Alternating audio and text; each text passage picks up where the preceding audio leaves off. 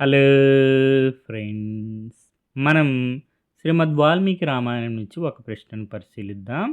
Question ఏంటంటే, what was the name of the forest where Sita, Rama and Lakshmana stayed during exile? సీతారామ లక్ష్మణులు వనవాస కాలంలో ఉన్నటువంటి అరణ్యం పేరేంటి అని ప్రశ్న అడుగుతున్నారు. ఆప్షన్స్ వచ్చి దండకారణ్య, కోదండకారణ్య, త్రిదండకారణ్య, చాముండకారణ్య. సమాధానం దండకారణ్య.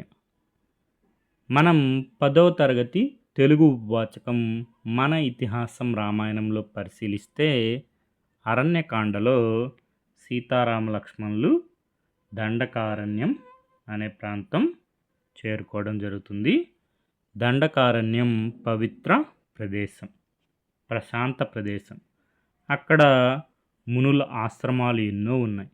పక్షులు, మృగాలు, సకల ప్రాణులకు సురక్షితమైన ప్రాంతం అది. అక్కడ లోకక్షేమం కోసం యజ్ఞయాగాలు జరుగుతున్నాయి. ఆశ్రమ సముదాయాన్ని చూడగానే అల్లితాటిని ధనస్సు నుంచి వేరు చేశాడు శ్రీరాముడు. అక్కడ వినయానికి తప్ప వీరత్వానికి అవకాశం లేదు.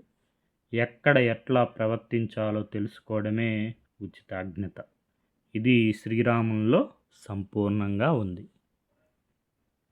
అదేవిధంగా మనం శ్రీమద్ రామాయణంలో పరిశీలిస్తే దండకారణ్యంలో ఒక ఆశ్రమంలో 10 మాసములు, మరొక ఆశ్రమంలో 1 సంవత్సరం, మరొక ఆశ్రమంలో 4 మాసములు, 5 మాసములు, 6 మాసములు, 1 మాసం, 1.5 మాసము, 3 మాసములు, 8 మాసములు. ఈ ప్రకారంగా రాముడు, సీత, లక్ష్మణుడు ఒక్కొక్క ఆశ్రమంలో పై చెప్పిన విధంగా నివసించారు. ఆ విధంగా ముని ఆశ్రమంలో నివసిస్తూ రాముడు, సీత, లక్ష్మణుడు తమ వనవాస కాలంలో 10 సంవత్సరములు ఆనందంగా గడిపారు. ఇక్కడ మొదలు వెంకట సుబ్రహ్మణ్యం గారి విశ్లేషణ పరిశీలిద్దాం. 10 సంవత్సరములు రాముడు ఒక్క రాక్షసుని కూడా చంపలేదు.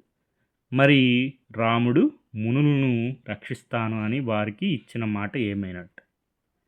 వారు రాక్షసుల చేతిలో అనుదినము బాధలు పడుతున్నారా?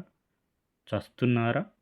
సీతను, లక్ష్మణును అయినా వదులుకుంటాను, కానీ నేను మునులకు ఇచ్చిన మాట తప్పను, అందుకే ధనుర్బాణాలు ధరించాను అన్న రాముడు వారికి ఊసెత్తకుండా 10 సంవత్సరాలు ఆనందంగా గడిపాడు. కానీ వారి కష్టాలు, బాధలు తీర్చలేదు. దీన్ని ఎలా అర్థం చేసుకోవాలి? దీనికి అర్థం ఏమై ఉంటుంది? దీనికి సమాధానం మనకు 30 సర్గలో కనిపిస్తుంది. రాముడు ఒక్కొక్క రాక్షసుని చంపడానికి ఇష్టపడలేదు.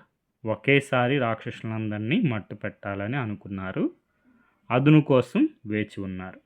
శూర్పణఖ వల్ల ఆ అవకాశం వెతుక్కుంటూ వచ్చింది.